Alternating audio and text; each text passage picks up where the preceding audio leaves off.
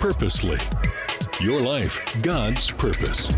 Listen at onpurposely.com. Hello, everyone, and welcome to the Gospel Tech Podcast. My name is Nathan Sutherland, and this podcast is dedicated to helping families love God and use tech. Today, we're talking about how to make summer fun. I'm coming at this from the angle of summer can be fun just by default. It's great. Some of us already have really fun ideas and trips and sports and all that, and that's great. So wonderful if you're already there. But if you're someone who's like, hey, you know what? We've got some school rhythms, some survival rhythms. We were making it through. Again, I live in the Northwest, so it rained a lot this year. Up until about 2 weeks ago, it was 40 something and raining, and then it skipped straight to 90. And sometimes we don't know what to do with that information. We're still in the 40 something rhythms, and it looks different. When it's raining all the time, you can do stuff outside. Sometimes you just don't. So we're going to have this conversation about what does it look like to take stock of our current situation and then assess what needs to change, what can we do, and it's not about here's the perfect itinerary for summer, so now go live some Instagram dream that Nathan's going to set for you. Instead, I'm trying to make this very approachable because it's what I'm trying to do with summer. It's what Anna and I are trying to intentionally instill in our kids so that when summertime hits, it's not about, great, just be a different form of busy. It's, all right, what can we be intentional with this new opportunity, with this sunshine and this little bit more leniency we've got with freedom in school and a different work schedule. So that's what we're talking about today is how do we make summer fun? How can we do it within our own lives, within our own budgets, and do it in a way that's going to glorify God and raise up our kids in the way they should go. So with no further ado, let's get this conversation started. Welcome to the Gospel Tech Podcast, a resource for parents who feel overwhelmed and outpaced as they raise healthy youth in a tech world. As an educator, parent, and tech user, I want to equip parents with the tools, resources, and confidence they need to raise kids who love God and use tech.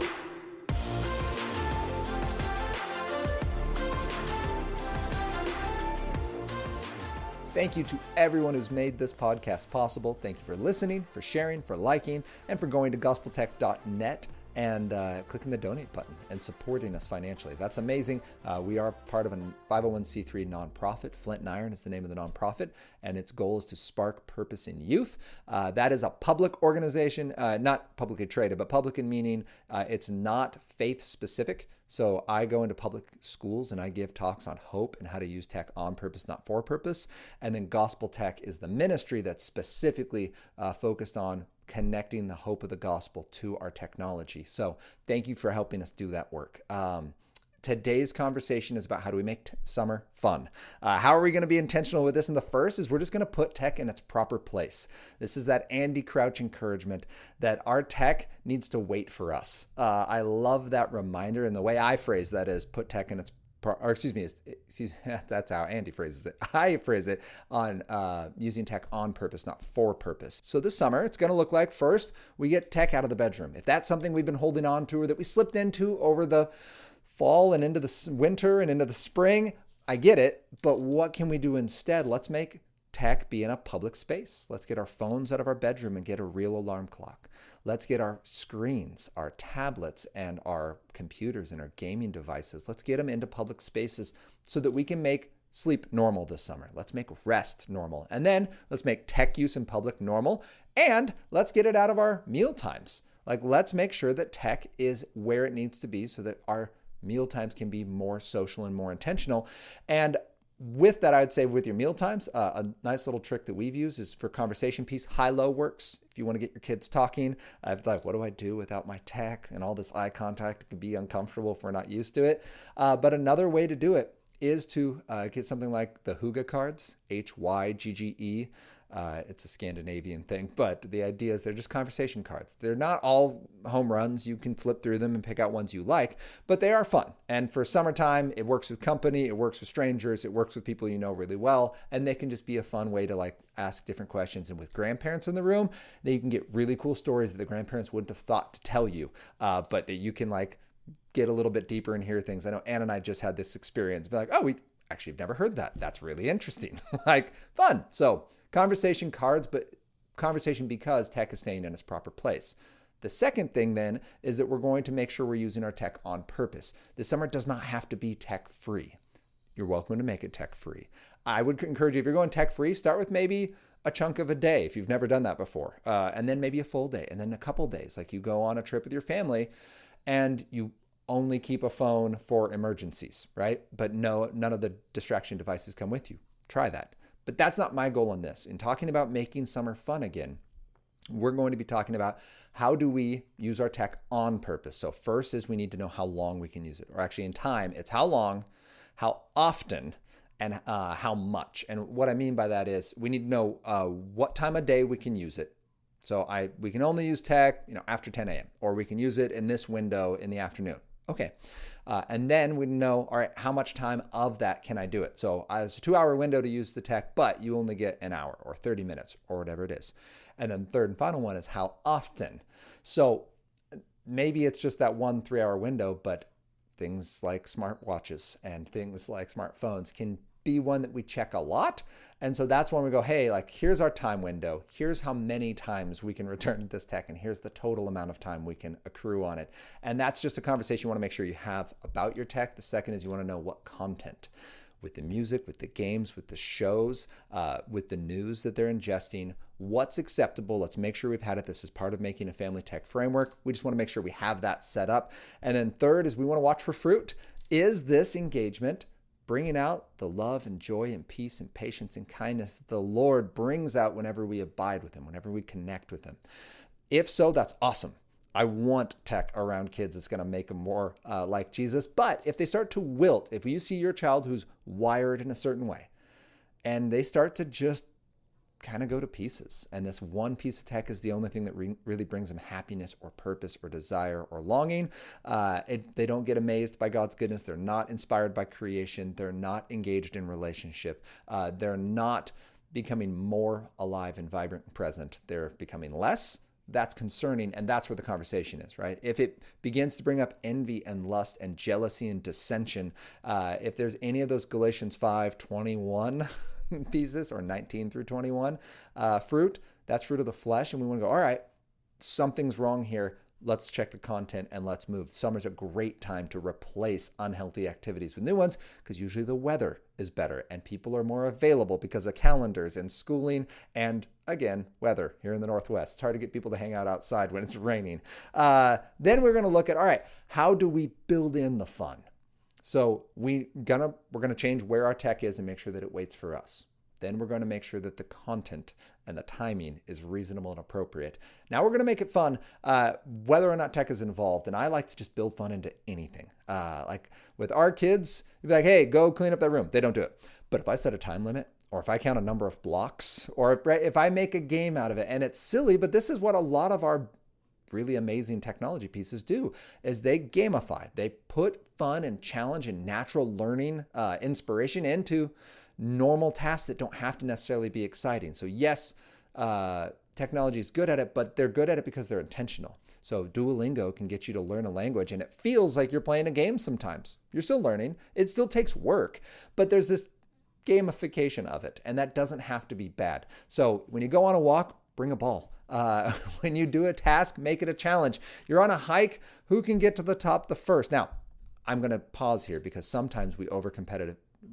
I don't know how to say that word. We make things overly competitive when they should just be present. So I'm not saying do this for everything. I'm saying bring it into regular life and be intentional about it. So you might be at the lake. One of my personal favorites is see who can hit the floating leaf, right? Whether it's flowing water or still, that's the challenge. Maybe you have to use your offhand. Maybe you have to cover an eye, but it's the challenge. It's a game. It's very silly. Maybe it is reach the top of the hill. Maybe, depending on your crew, it's who can stay on the top of the hill. We had an ad lib game of King of the Hill happen on the beach with our family, and it turned into just the nieces and nephews and a mound of sand, and we had to make some rules, like you couldn't attack people from behind. Like the kids got super into it, but like that's fun, and it's not a requirement. That's not something you have to do, but just keep in mind that competitive aspect, the co-play aspect, the real life in the sand, gonna get dirty aspect is a wonderful opportunity this summer. And sometimes our kids are just kept a little too safe. Sometimes we keep the reins a little too tight. A little dirt, a little mud, a little sand. There's a reason we have baths and showers. There's a reason there's running water near most of the places we live, is we want to make sure that our children have the opportunity to experience some dirt, play, and work, and some of the cleanliness that's going to help them be well. So keep that in mind, build games into it. And again, just for review, games need some kind of focal challenge.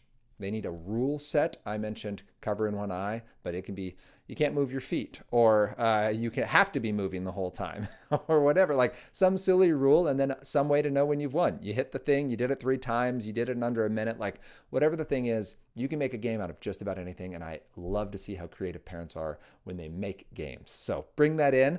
But while we're having fun and making games, and that's amazing, let's make sure that we're not overdoing it. So I mentioned there are times where we just want to be quiet and we just want to enjoy the beauty of the space that we're in. That's great. Sometimes I go on a bike ride just because I like the bike ride. Right? I don't have to bring all my training things, right? I can take a training plan with me on a little computer on the front of my deal, and I've got something that tells me cars are coming, and I get really competitive and I'm trying to beat my other numbers, and right, like that's fine for like what gets me outside as part of being healthy. But sometimes in the summer, you just want to ride and not know your speed and not know if you're winning or losing. Like, please remember that is part of it. And that's really what this 4th part of making summer fun again, this idea of building in rhythms of rest, being intentionally restful. So for our family, what that looks like is we usually have our morning time, and sometimes that's getting work done or spending time together with others. And then from 1 to 3, we have independent quiet time. You're not going to be doing anything with a sibling, even though you play really well together, and I'm so proud of you. You're not going to be doing anything digitally. This isn't the time to take AR tests or to watch a show or to play a game. This is time to read, to nap, to sit, to write. This is time to play with Legos. Board games are fine. You're not going to get overstimulated. And yes, my kids can play board games on their own. They'll make up their own rules. And that's kind of the point, is allow a little bit of that boredom to seep in. Not punitive boredom. I'm not allowing you to have fun or see people or go outside. You can go outside in this time, but you just can't do it together. You need to have some independent time to let your mind rest, to let your heart rest, as John Mark Comer says in The Ruthless Elimination of Hurry, to let your soul catch up with your body. And sometimes summers are just frenetically paced. The sports are going, the friends are going, the summer is going, right? The sun is out, and the events are happening, and we don't want to miss a single one of them, and that's awesome. Let's build in a rhythm, though, of letting ourselves just kind of breathe. And it might be painful. Your family, 2 hours, that might have been ridiculous when I mentioned that. This is something we've done for years. Anna's really, really good at building in rhythms of rest. Maybe start with 15 minutes. 15 minutes, independent. Sit, read, nap. Make yourself some space. And then maybe add 5 minutes every few days, and you get up to 30 minutes. And you hold that for a week or 2. And maybe that's fine. Maybe all your family needs is 30 minutes. Great. But whatever it is, make some space to just be intentionally quiet. And as adults, let's join them in that. Let's not just fill the void with activities and projects and being busy. Like, let's practice some of this being present, and being present specifically with our attention and our quiet. And then finally, the last thing we can do to make summer fun, at least in this conversation, is include other people. Let's make it social. Let's take this opportunity to invite people into our lives, invite them into our homes, or at least our driveways or our yards, and absolutely do a cookout or a barbecue. Absolutely play some games. But with our family, we do kind of morning activity. We have our quiet time, and then the afternoons is where we'd see people. And this is where we capitalize on the fact that it's summer. So we're going to play some basketball. We're going to go on the trampoline. Kids are going to run through the sprinklers. They're going to play some tag. Then we're going to pause. We're going to have some popsicles. It doesn't have to be fancy. Again, don't break the bank. But your local Walmart can give you Otter Pops. $6 will get you 80 of them. So that's enough to share. It's something cool to eat. And then you can go back to your fun and have your good times. And then next activities, right? They're going to maybe go play some baseball in the cul-de-sac or in the field next door. Our kids always throw in some Calvin ball. They read a lot of Calvin and Hobbes. And so they've kind of had this idea that, like, it's baseball, but there's melee combat involved. You don't have to do that, but let them make up their own games and rules. It's important for social learning. that co-play of kids where they play house and they start making roles and telling other people the rules that are happening in real time, it's actually really important. That's a wonderful part of brain development. It's how they learn the social norms of communication and how they learn to deal with conflict. Let them do that. Let them have something that doesn't have all of the rules pre-scripted. Again, really fun in things like video games, and that can be very valuable. But it's also super important for emotional and personal development to be a part of just free play. And then as the evening cools off, throw on a sweatshirt and keep the fun going. Maybe play laser tag or regular tag for that matter. Maybe play flashlight tag or kick the can, and then have a fire. Just put some rocks in a circle, or go to your local Lowe's or Home Depot, get some small retaining rocks. You can get 36 of them for like $70. Stack them in a circle, you'll get a very nice looking fire pit. And then have some s'mores or include some social tech. Maybe you're going to show a movie together. Project it on the side of your house or on a sheet, maybe watch it on a laptop, whatever your speed is. And then at the end of the evening, we've got kiddos who have been around others. They've used tech intentionally. They've enjoyed the outdoors. They've learned to be quiet and calm. And at this point in the day, they're probably just little sacks of potatoes that you're going to be plopping into bed. And they are going to be sleeping for whatever length your kiddos sleep. I found that being tired at night doesn't mean that my kids are going to sleep a long time, but then they're going to get after it again the next day. And that idea for this rhythm of summer is that we are using tech we're keeping tech in its proper place and then using it on purpose. We're not avoiding it altogether, but we're not just letting it seep into all aspects of our lives. We're going to build in fun to kind of take back this idea that games are part of life before there was ever screens, right? Gamification wasn't an idea of behavioral designers and user interface designers in games. It's behavioral psychology. It's how we learn and work. So make everything fun and make it a game. And let's convince ourselves that real life is fun. And even sometimes things that take work are fun. Type 2 fun's incredibly rewarding, and it's really important for us. Then let's make space for rest and let's include people in our summer. Because at the end of the day, what we're doing here is we're building community. We're modeling for our kids what a healthy life looks like. And we're not distracting ourselves from the work of the Lord. We're instead making ourselves available for the work of the Lord because we have the space, we have the bandwidth, we have the social ability to both engage and to know our neighbors. And yeah, when the Lord throws you a curveball, this isn't your daily itinerary. This is some of the things you can add to what you've already got. You've got a full plate. But maybe these 5 things will make you look at your life and say, hey, you know what? I've got a full plate, but some of it might not be the best. Maybe this thing needs to go away or get some distance for now, and we need to add something else instead. And that's my hope for you, is that in making summer fun, you're making it fit your family, your season of life, and you're making it intentional so that the fun isn't just distraction. The fun is actually showing us who God's made us to be and how great and amazing God is. So I hope this was encouraging. Please share it with people if it was, so that they can hear some of these ideas as well and learn how to love God and use tech. And I hope you'll join me next time so we can continue this conversation about how we can love God and use tech.